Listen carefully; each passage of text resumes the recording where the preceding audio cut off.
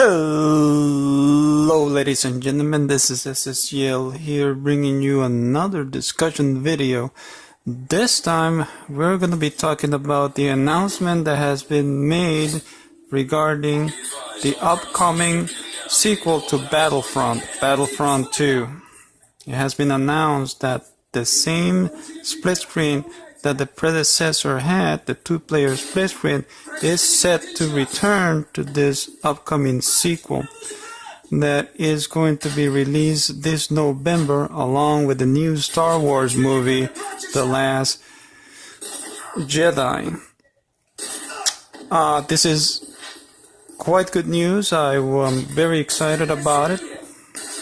I was not expecting it, given that this game, in addition to the multiplayer, is going to feature a full-blown single-player campaign, unlike the last Battlefront, so I thought that split screen was not going to make it as a result, but I was proven wrong. Now, with this now being the second Battlefront game to have split screen, I can say that it looks like Battlefront is set to join the ranks of other first-person shooter series that also had split screen, such as Halo, Call of Duty, and Borderlands. Those other three series are known for having split screen support, so I think Battlefront is on that track to once again be a series that it will be known for having such a feature. I think that the Overwatch, for example, could benefit from split screen if a sequel to that is ever made. Now, what kind of split screen are we talking about here with this new upcoming Battlefront? I think that is going to be more or less the same that we have with the current Battlefront, and that is the kind of split screen that is tied to multiplayer. I don't think that we're going to be seeing that for the single player campaign, but we'll have to wait for that. There is another thing.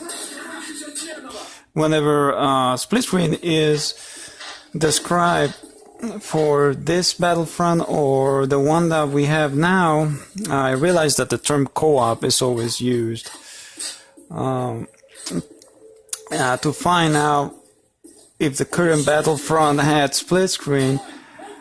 I couldn't find any versus split screen. I couldn't find any information about that until I actually spoke to people that already play the game. So just because the split screen of this upcoming Battlefront is described as a co-op split screen, that doesn't mean that we won't be seeing versus split screen. Just like you can do with the current Walker Assault and Fighter Squadron, where one player can be as the Imperials while the others can be as the Rebels.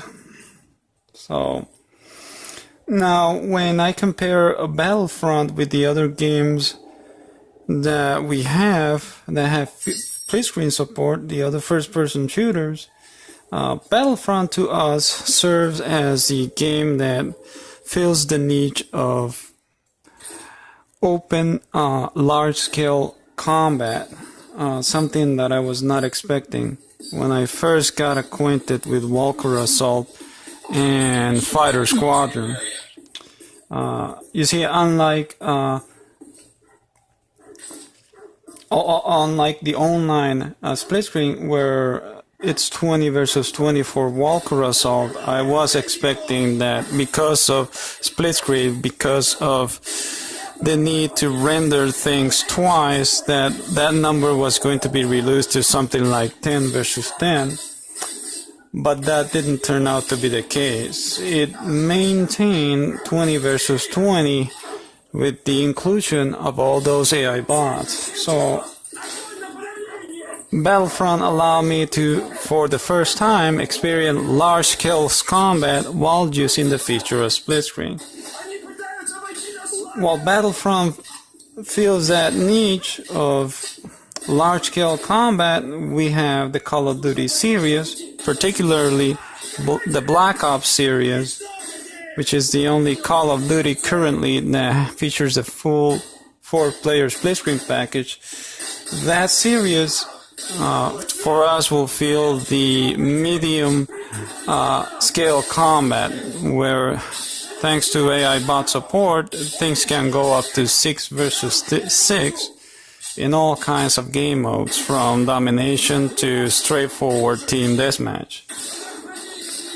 Finally, the Halo also has 4-player split-screen support, but it doesn't have AI bot support. So what I like to do with that is to make sure that we have at least 3 players, so that we can have either 3 or 4 free-for-alls or 2 versus 2 objective mode. Halo may not have AI bot support, but it does have the advantage of having the most feature-packed custom menus, and I always like to mess around with that to create my own custom scenarios, something that I cannot do very well on the other first-person shooters that we're talking about here today. So when it comes to large-scale combat, we have Battlefront with 2-player split-screen, medium-scale combat with Call of Duty series, with 4-player split-screen and AI bot support, and then for the close-up personal small-scale combat, we then have Halo. Finally, we have Borderlands and Battleborns, also with split-screen support, but those two in particular fill the niche of co-op, because unlike the others, they don't feature versus split-screen.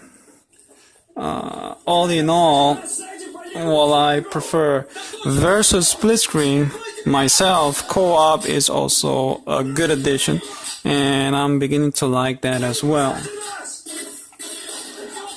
So that is the topic for today.